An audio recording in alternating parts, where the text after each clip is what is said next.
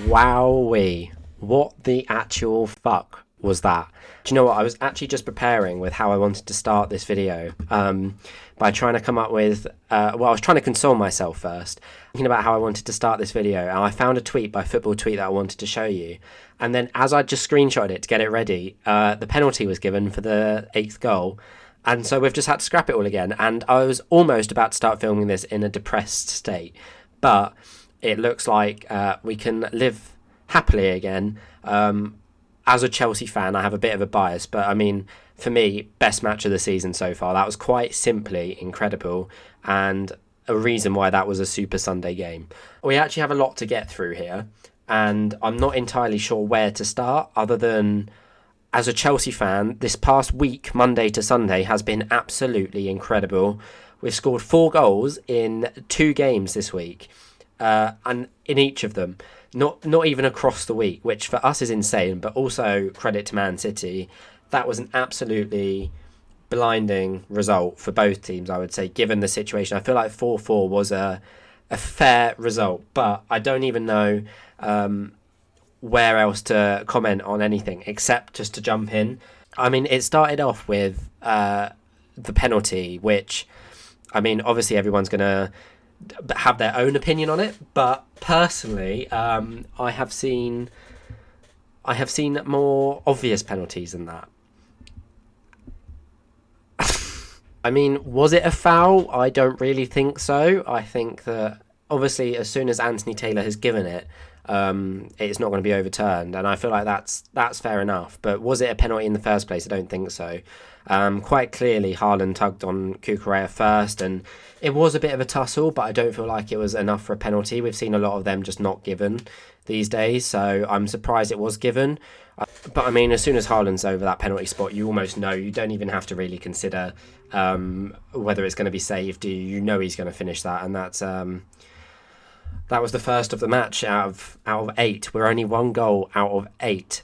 And then we move on to Chelsea. Actually, I mean, they started the game pretty well. I don't feel like being 1-0 down was warranted, but they then actually turned up. So then we kind of move into the attacking phase for Chelsea, and it started off with a free kick at the edge of the box. I can't remember who made the foul, but we got a free kick at the edge of the box, and Reece James with actually quite an incredible attempt. I mean, it should have been saved. Rightfully, Ederson saved it. It wasn't like an outrageous free kick, but it was a good free kick heading towards the top corner, and Ederson tipped it over behind for a corner.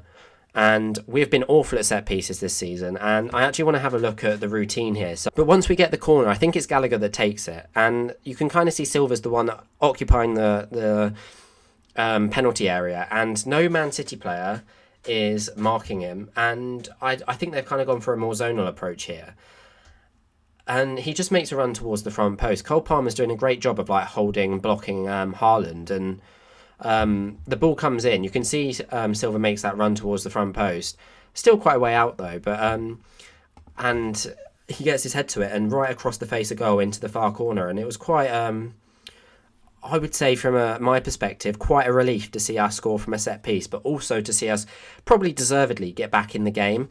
I don't think that it was fair for us to be 1-0 down in the circumstances that we were. I mean, Man City are obviously incredible, and you can't really complain about losing to Man City. And then it sparked us on for another goal, and we were only going into the 3rd goal. But I want to go have a look on the board here, and Palmer, who was absolutely incredible today as well. I mean, he's been insane all season. What a signing. And I'm sure Man City is slightly regretting their decision to sell him. Although probably not, because they got Doku as a replacement, who has also been insane. But Palmer kind of has the ball out wide here. Palmer kind of has the ball out in a bit of an inside forward position. Doku's kind of around him, but doesn't really do anything. And he plays a relatively nice ball into the box, just into the inside corner of the box. And James makes the run into the box, but splitting Diaz and Gvardiol. And Gvardiol, I mean, how he didn't actually get the ball, I don't know. All he had to do was put a foot through it and clear it. But he messed up his feet, and it kind of left James with the ball in a really good area. And Sterling makes the run towards the back post. Walker can't get there quick enough, and the ball comes in, and I mean, it's an open goal for Sterling to finish. And I think at this point, I actually thought Chelsea might go on and get a third. Granted, it's against Man City, so obviously, like, you can't expect anything. And rightfully so, because then we can see here right on the stroke of half time as well, which is the most infuriating thing ever. But City get a corner, and I think as soon as they play it short, you're kind of telling the team to push up, and you can see here the ball goes to Bernardo Silva, kind of at the outside, a few yards outside the box. And on this second photo, you can see, I think, Enzo Fernandez, who was blocking Akanji, kind of pushes up. I think as soon as the corner's taken, we kind of assume the ball's in play, and it was a chance for us to push out and try and stop the cross in. So Enzo's lost his marker. Akanji's lost Enzo, so he's kind of a free man. And Thiago Silva and Reece James are kind of like, I think, caught between two minds of trying to push up and also realising there's a ball about to come in. Thiago Silva, as great as he is, misses the ball. Probably should have done a bit better. I don't know. He was kind of in no man's land, but it goes over his head. And I mean, you see in this position, as soon as he gets to Akanji, he's not going to miss. It's a really nice header, don't get me wrong. It is a really nice header, but he's not going to miss, and that's 2-2. And we go into half-time 2-2. Probably a fair result as well, based on the flow of the game. But we go in at half-time 2-2. I'm thinking probably second half we're going to calm the game down. Probably try and get Man City are going to come out and control the ball a lot more. And I mean, 90 seconds into the second half, and it looked like that was the case. Haaland, I don't know how this... It's the most typical Man City goal you'll ever see. They have the ball in their own corner, in their own half. And I think it was just... I don't even know who it was. I think it was Bernardo Silva again, who just booted the ball up the field. And we can probably even kind of recreate it on here. I mean... So I think I've roughly kind of managed to set it up as how it was at the goal. But basically, Bernardo Silva has the ball in this corner, and he hoofs it into Haaland, who just lays it off to Alvarez, I think. And obviously, everyone starts driving. People are getting back. And you kind of get into the box. Alvarez knocks it into Foden, who just attacks this space, brings it in here. I mean, Cucurella is in no man's land. Caicedo's obviously dropping back. And Alvarez makes a brilliant run around the back. Foden lays it off to Alvarez, and you can see what's about to happen here. As soon as Alvarez puts the ball into the box, Disasi has no chance of blocking it, and Haaland with a tap in. And there was checked for VAR as well, rightfully so. It wasn't given as a handball as it was in the goal. I think Haaland's on the floor and it just touches his elbow. But I mean, I would have been annoyed if that was ruled off as well, because that was quite obviously should have been a goal. So 3-2, we are now 3-2 down, and I think this is when, I don't want to say we started panicking. We were still very much doing well in the game, but it's then just Conor Gallagher from 20, 25 yards out just has quite a good hit straight down the throat of Ederson. And I don't know what Ederson's doing. For someone like him, you'd expect him to parry it out wide. He just parries it into a bit of space, and Palmer and Jackson are the first two onto it. Jackson slots it home. He's onside. I think Ederson tried to claim offside because he realised he'd made a mistake, but it was blatantly onside. And you know what the funny thing is? I think out of a hat-trick on Monday and today's goal, that was still Nicholas Jackson's best goal. And it was just slotting it in from about 10 yards out. And you'd think by now the game would start to slow down, and it still doesn't. And then you get into... I mean, the first offside was in the 84th minute, by the way. That's just absolutely insane. But... we then move on to what was almost my heartbreak of the day. I actually thought my life was over as soon as this happened. But Rodri gets the ball outside. I don't really know what's going on. I mean, Kovacic is shooting. Everyone's shooting from outside the box. And then it just falls to Rodri. And almost Champions League final-esque. Just hit it true. And I don't know whether Sanchez would have had it covered. Who, by the way, I think Sanchez actually had a very good game today. He had a great save by Haaland.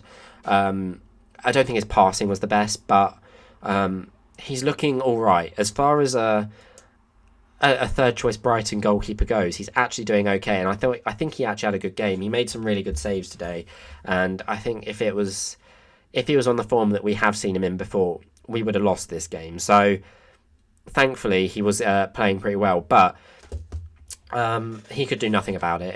Rodri just strikes the ball from outside the box, and it just takes a huge deflection off of Thiago Silva. I mean, there's nothing's gonna stop it. It was a bit of a lazy leg. I don't think Silva had the best game today. Obviously, he got his goal, but I don't think it was his best performance in a Chelsea shirt. And 4-3 in, what was it, like the 87th, 88th minute? And I was already trying to think of how I was going to start this video, because I was absolutely depressed. I was getting all my footage up and all my things, and obviously I got that tweet that I showed you at the start of the video, and I don't know if part of me knew that something else was going to happen. I'll be honest, I thought Man City were going to score again, but I didn't. I wasn't quite ready to start actually thinking about what I wanted to say in this video. I'd been thinking about how I'm going to be happy while trying to film it, but then I think I was getting the screenshot of that tweet as the penalty was then given. I've seen a couple of people say that it shouldn't have been a penalty, and I'm a bit confused as to where that opinion has come from, because I know he got the ball, but I don't know if that's he clearly takes Brozier out, who came on almost 2 minutes before this, I think. So, and I think Poch got his substitutes right today as well. Mudryk came on and immediately put some life into that. I was worried that we were then going to resort to like the balls over the top and just drive down the wing and start whipping some crosses in, which I have absolutely no hope for. As Chelsea, I don't believe that's how we should play. I'm not saying it's a bad way of playing. I just don't think we have the right players for it, especially considering Reece James had come off. Gusto had missed a sitter already. And I thought Mudryk was just going to be someone to attack down the wing. And he actually did all right. He got the ball a few times and drove in them towards the Man City defence. And I think he was a big reason how we got the third goal as well. I think he got the pre-assist or something like that. Maybe he didn't. Maybe I'm making that up. Or maybe he laid off Gallagher, who took the shot. I don't know. But either way, I thought Mudryk had done really well. And then Poch brought Brozier on as well. Took Caicedo off just because we obviously were losing 4-3. And you've got to start throwing some attacking players in there. I don't think Brozier's necessarily the best option we could have, that you want. But he was the best option on the bench that we had. And he came on and kind of caused the Man City defence a bit of trouble. I don't think they were ready to deal with Jackson and Brozier on the pitch at the same time. And Ruben Diaz, he obviously thinks that that Brozier's just going to shoot, goes in sliding for the block, and I mean, he absolutely wipes Jackson out. I keep saying Jackson, I'm not used to Brozier playing. Absolutely wipes Brozier out. Blatant penalty, and I know he got the ball ever so slightly, but I don't think it was enough to warrant it not being a foul. If you're giving that Haaland penalty at the start of the game, then you've got to give this penalty. Maybe that's my bias talking, I don't know. And I mean, it couldn't be written any better, could it? I mean, Palmer's in the best player in the Chelsea kit, I think, today, bar maybe Reece James and potentially Sterling. But again, he was just incredible. The way he just moves the ball. And we saw Poch compare him to Di Maria, and I think that's actually a very good comparison. He just causes problems. It was kind of written in the stars, wasn't it, really? He scored his last few penalties for us anyway, and steps up to take it. And, part of me was like, it's just not going to happen. I had a bad feeling about it because obviously he was, I don't know, maybe he was like some sort of traitor or something, but he wasn't. He buried absolutely insane penalty as well. Edison went the right way, nearly got a hand to it. But I mean, can we get a hashtag narrative? It was almost just guaranteed to happen, wasn't it? You knew that. I thought Kovacic might score against us as well. I thought it was almost too perfect. But Cole Palmer against his old team, and I don't know if he celebrated or not. I couldn't really tell what it was. It almost looked like he went to go take a bow in front of the Chelsea fans. Maybe he did, but he clearly wasn't too disheartened about scoring against his former club. He's already been given more opportunities at Chelsea anyway, and he's actually on fine form. He's looking like the best £45 million we spent in this summer, and I'm so excited to see where this Chelsea team can go. For Man City, they're still top of the table. I think they're on 28, 29 points going into the international break. I think it was a fair result for both teams, really. 4-4 was fair. I'm going to go and have a nice evening now. I'm going to go and make my dinner. I'm probably going to rewatch some of the highlights as well. And I'm actually quite happy. I was so worried that we were going to lose that. But I would like to point out, I'm not just primarily going to take on a Chelsea stance. Wherever I can, I do want to give credit where it's due. And Man City are also incredible. I'm just very impressed that we put up a 4-4 fight against Man City. We've scored 8 goals in a week. Considering 6 months ago we scored 8 goals. We hadn't even scored 8 goals this year. Poch seems to finally have this team ticking, and I'm excited to see where it goes. But I think that's it for now. If you enjoyed this video, then please make sure to give it a thumbs up, and I'm hoping to make more videos like this, maybe a few more previews, and I just want to talk about football, to be honest. I don't care if people watch it or not. I just want to talk about football. But I'm happy. I'm a happy boy. I'm going to go eat my dinner and be happy. But yeah, what a super Sunday.